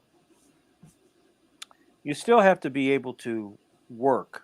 You know, you still got to do enough work, good enough that um,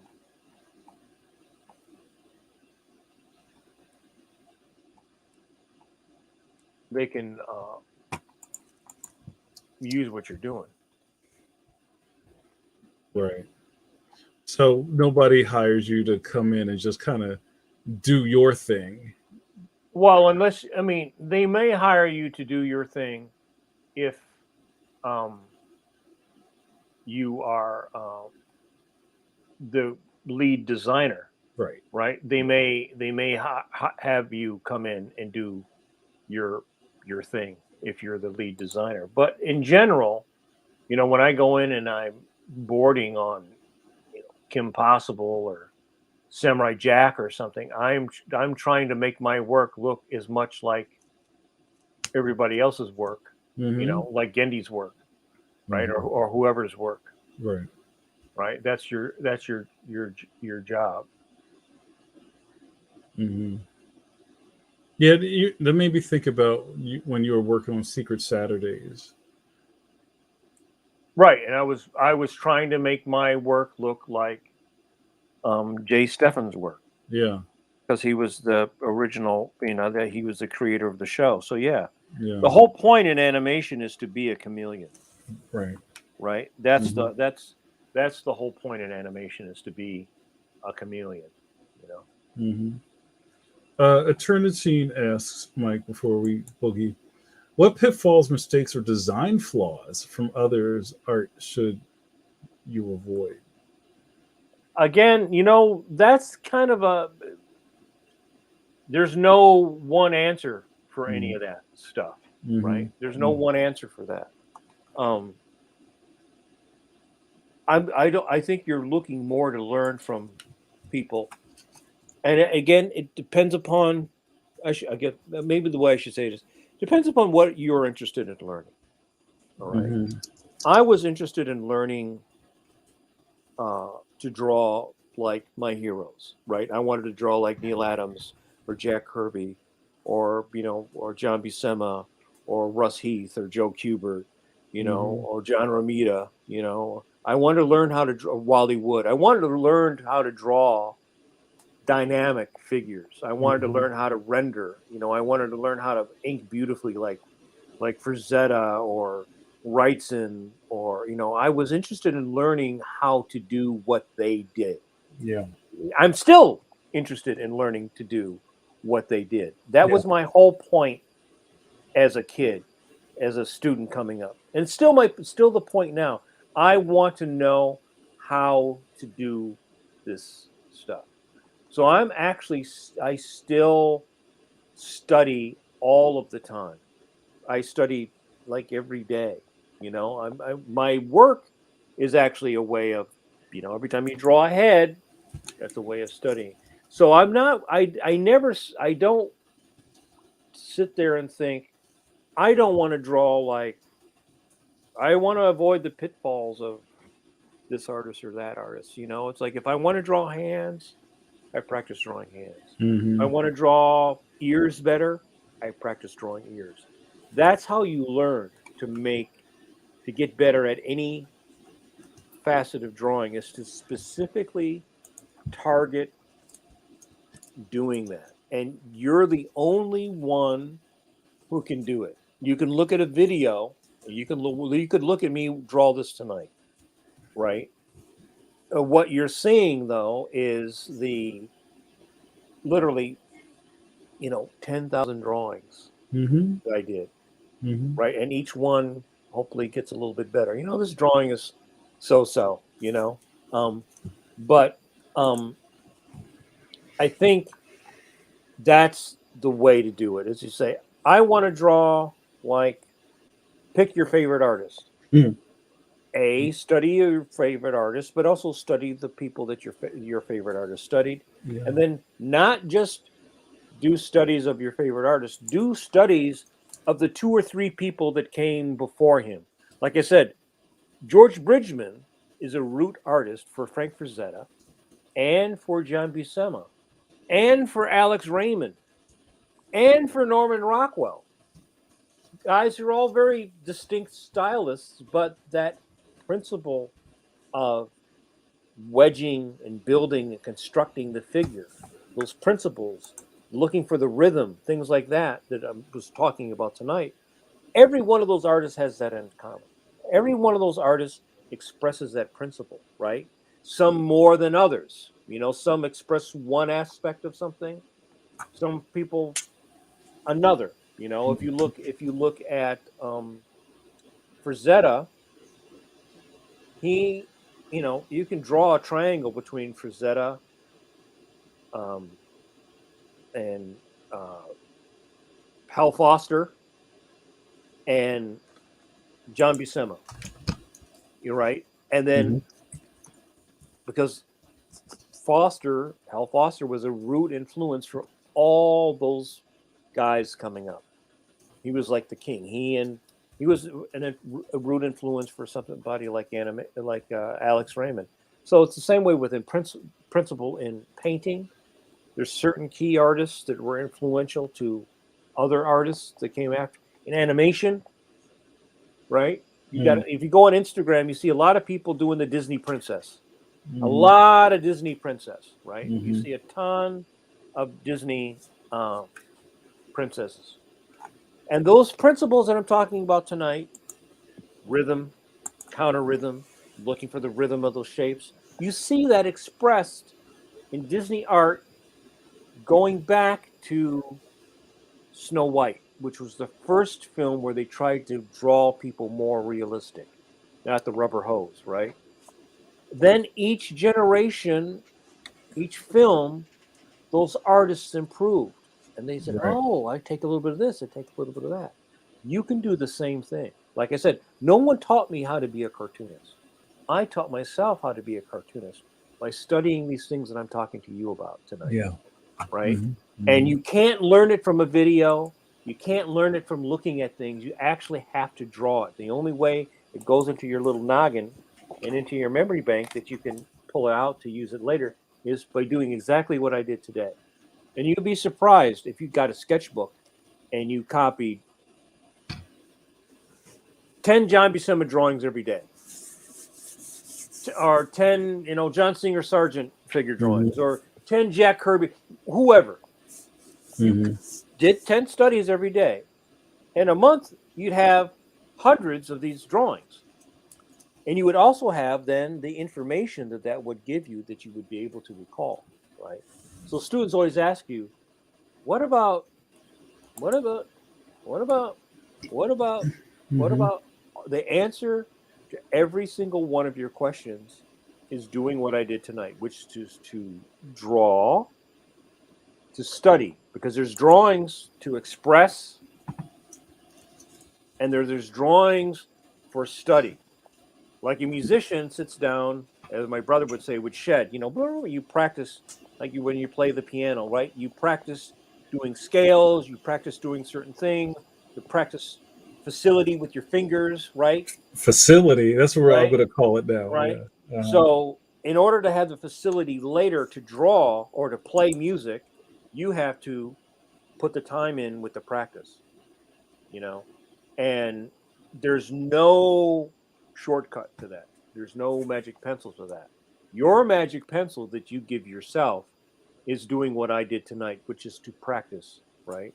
So I would notice these things. I would notice when I would look at a Frazetta drawing, I would see something that looked like a George Bridgman drawing, right? I would notice when I looked at a Gil Kane drawing, I'd really see a George Bridgman type of drawing, or a John Buscema drawing. I would see the echo of this other artist, the same kind of idea. Then when I got that Disney book, Illusion of Life, they talked about the principles of the straights against the curves, right? Which is a form of rhythm, of, of depicting a form with a form logic of an expression of form. Mm-hmm. right? Straight, something is straight, you make it really straight. Something is curved, you make it really curved, right? Along with the counter curves, right? Mm-hmm.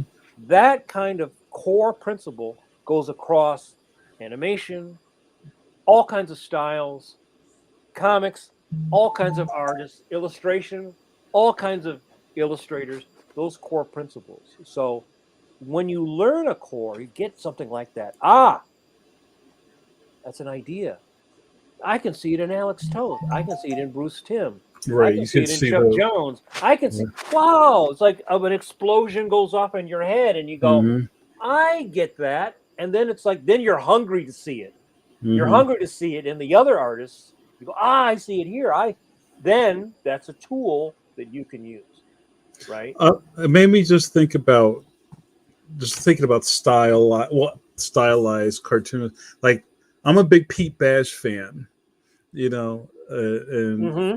and his whole thing is just curves, and he has, he totally made his own But that's also music. built up off of the old Yeah. rubber hose kind of, Mm-hmm. right? Mm-hmm. And then he has to have a certain logic Right. There's a theory to it. Yeah. to his work, right? Like you Mm-hmm. could look at Charles Schultz, Mm-hmm. and there was a logic to how all the Peanuts characters were constructed, the logic to the way that world was constructed. The fact that Snoopy, if you look at the early Schultz Peanuts, they're Mm-hmm. dimensional. It's like Yeah. actually the background will be on an angle. Yeah. He did a lot of Right. like, yeah. Later Uh-huh. on, it was all flat, Mm-hmm. completely flat. The characters become flat, right? Mm-hmm. They become like pictographs. They become Mm-hmm. like a decal. They become flat. So Snoopy can rest on his doghouse. Not if you turn the doghouse and you realize the doghouse has a peaked roof. It You doesn't put work. Snoopy on, it's like, oh, Yeah. like, right? Mm-hmm. You don't even think about it. You don't even think about it. At no Mm-hmm. point did you, as a child, go, wait, Wait a minute. Right. this great pumpkin stuff is bullshit. Mm, mm, mm, mm. How could a kid like Linus have a dent in his head? You That's know? it. Well, I grew up with some kids like that. Yeah. Yeah. So again, this little quick demo that I did tonight, expressing these principles, is something that I learned as a teenager, and then once I learned it, and then I learned the technical term of the rhythm lines or the straights against the curves. Then that was a tool that I could always use. That was a tool that I could that I put that in my quiver, right? That's something I can pull out, Hmm. and then I can see that's why Jack Kirby's figures had that dynamism, right? And people like Bruce ate that up. He ate up the stuff like Buscema and Hmm. Kirby and those animation principles, right? So Hmm. almost every, Darwin Cook, everybody that's doing this sort of animated, cartoony style is expressing those principles. You see Gendy doing in Samurai Jack. You see anybody who's doing that stuff is pulling on, is expressing and using that like that screwdriver, that hammer, right? Hmm. Um, so that's why I think everyone has to come to that idea, realization, and then you implement it yourself. You can only implement it once you get it. Hmm. And the way you really get it, again, is not by watching me draw because it looks like a magic show. It's you doing it with your favorite artists, with the things that you understand, the things that you're interested in, and then Hmm. you sort of you wed that through practice. Hmm. The real success comes from practice. If you ask any cartoonist, any artist, whether no matter what you're doing, if you're sculpting, welding, working with metal, drawing cartoons, drawing realistic things, or doesn't matter. The real core is practice, practice, practice. Then that allows you to have the skill to apply that when and how that you want, right? The worst thing to me, drawing, the most frustrating thing to me drawing is not being able to get the drawing the way that I want. Right. Right? Like just today, there was a head that I was drawing. I probably drew that head 20 times. Mm-hmm. Each time I erased it and then redrew it, I was rebuilding on top of my previous drawing Yeah. and trying to go, what was wrong? Oh, you're making these little adjustments, right? Mm-hmm. Mm-hmm. And that's how you learn, you know. I was going to ask, and I betrayed my own thing. I thought we were going to get out of here early, but I have a couple. I have like one kind of conversational question I have with you, Mike. Is when people come up to you or me or any of our famous cartoonist friends who are watching us tonight and say, "Oh, your work looks like dot dot dot dot dot dot," or that looks like a dot dot dot drawing. On top of us talking about, we all have influences, we all have people that we kind of, I don't even want to say favor style, because I think, all of us are unique in our own way. Um, but does that ever, did you ever get offended by things like that? As before you answer your question, I think people who are really trying to, I guess, create their own thing get offended by a question like that. When I was younger, I used to get offended by that because people would say some stuff like, "Oh, your stuff looks like Jim Mahfood." Like, I don't think my art looks like Jim Mahfood, right? Up the hat, up goes the sleeves. Yeah, I mean, like Jim's a great dude. Shout out to Jim, but it's like I don't really understand where the connection's coming from, and sometimes I don't even think it's the art. I think it's just the rhythm, the energy of an artwork. You have somebody who comes up. They're obviously not meaning to insult you, Right, but right, I did something the other day. I posted something the other day, and then somebody made some comment, and you're like, okay, I never thought of right. that, right? Mm-hmm. It would bother me more when I was younger, especially if they compared me to somebody I didn't like or I thought sucked, you Yeah, know. yeah, yeah. Now it's just like, somebody, people, if you drew a circle and you put it on a canvas and you put that on the wall and you put it in a gallery or a museum, people are going to come in and they're going to like, and they're going to project what's in here on that painting. Mm-hmm. That means Right, whatever, right? right. And people are going to project whatever's up here on you. Mm-hmm. Compliment, negative. That looks like whatever. Right. That looks like that guy on TV. When I would go out painting, people like Yeah. you're that guy on TV, right? Now obviously I don't have his fine due, but for most people, the average person in America, Mm-hmm. their experience or knowledge of someone painting is Bob Ross, Right. right? Now, some people would be, oh, they would just ignite and burn and explode. Like, how dare you compare me to this charlatan? Happy trees, my Right? foot. Yeah. Right. I look at it as it's nice that someone is paying you a compliment, and they're trying to pay you a compliment with what they know. Yeah. Right? They're Mm-hmm. not going to say, "Well, that's a passage worthy of Sorolla beach paintings of Mm-hmm. children and equine paintings at the beach." Mm-hmm. They're not going to be able to. They're not going to be able to come up and say something like that. Mm-hmm. Maybe even another artist is not going to come up. People. It's like the quick. It's like the quick. That's like Star Wars. That's like pizza. That's like whatever. That's like Buck Rogers, Right. or Yeah. or even to that point, the famous, and I'm sure almost all of you guys have heard this. I can't even draw a straight line. I can't even draw a stick figure, and like those proclamations have really nothing to do with you. It's like, again, it's a projection.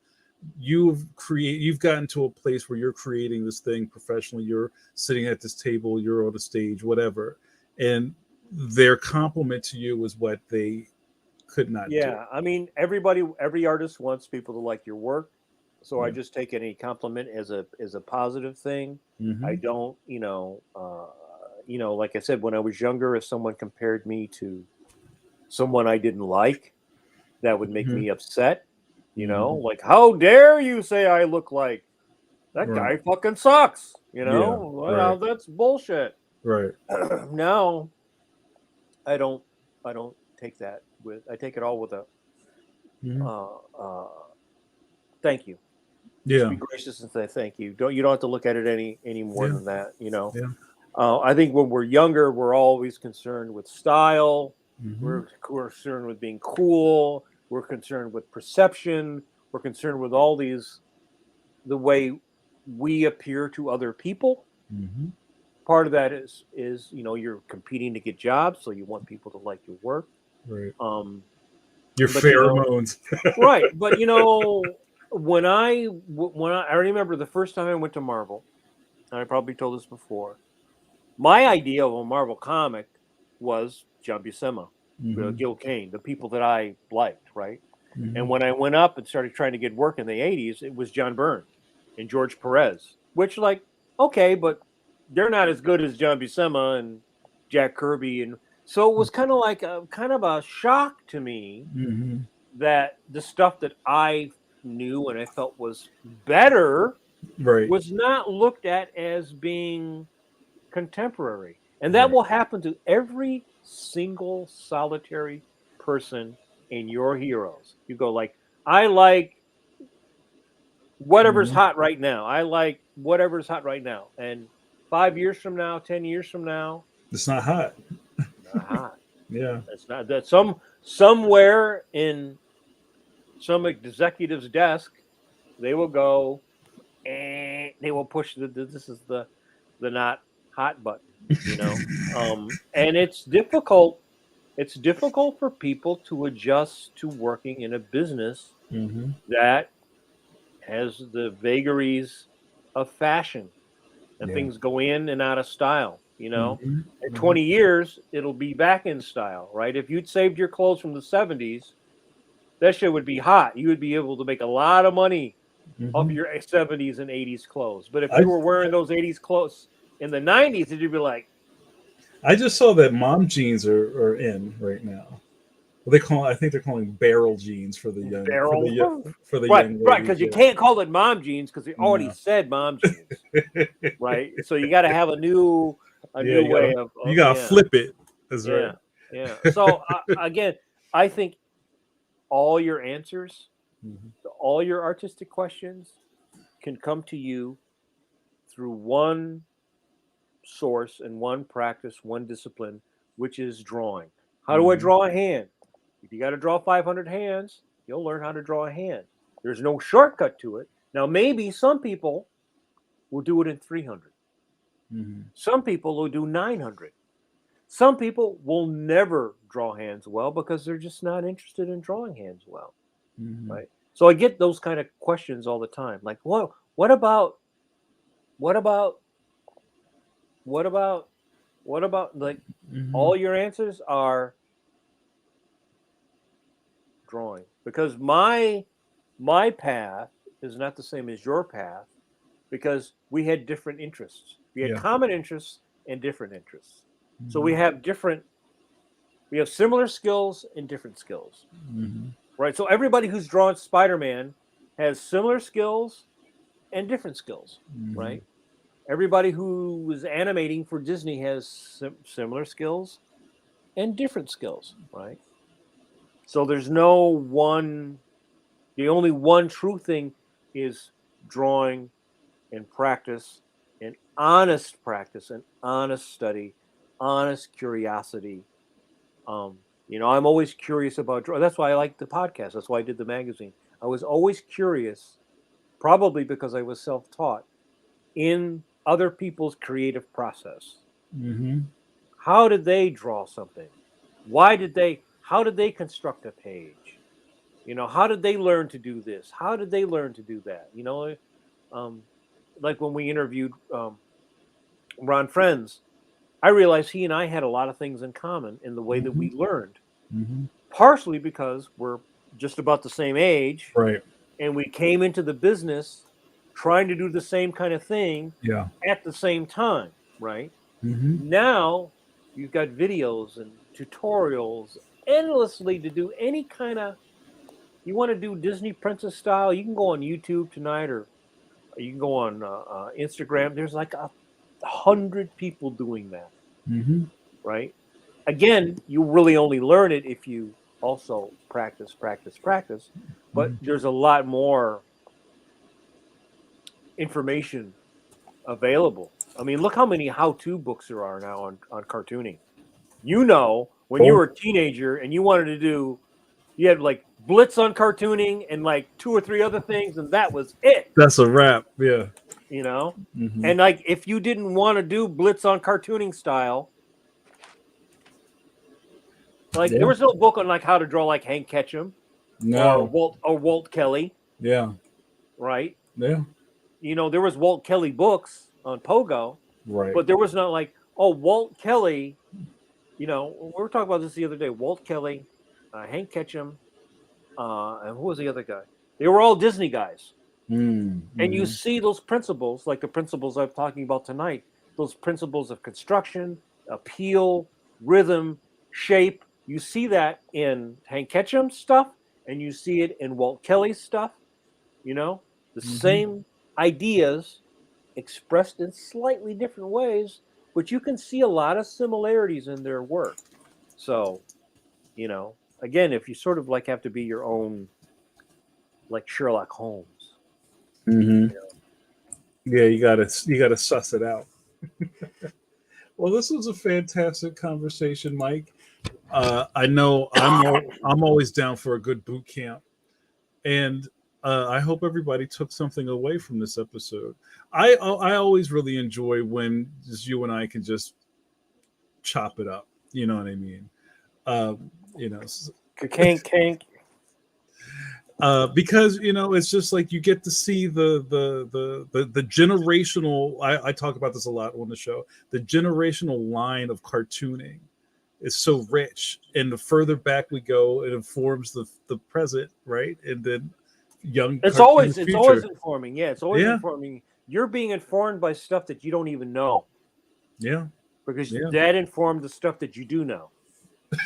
yeah. That's you just blew my mind. You know, that's one of the things I think that is the one of the most essential things a teacher can do, or you can do for yourself, because some of us are a teacher for ourselves, Hmm. is to realize that you are influenced by things that you don't even know because they influence the things that you do know, Mm. right? Oh, I Like got to if ring a bell for that. you know, and the great thing is all that stuff is there and Yeah. it's more accessible every day. It's more accessible. While it's harder to be a cartoonist in some things like newspaper strips and things, the idea or the knowledge or the collections of all these people's work has never been more easily available. I mean, even like weird, obscure strips are, you can find all this, somebody somewhere liked that and clipped them all and then scanned them and, put them up on Hmm. a website or a blog. Yeah. It's pretty awesome.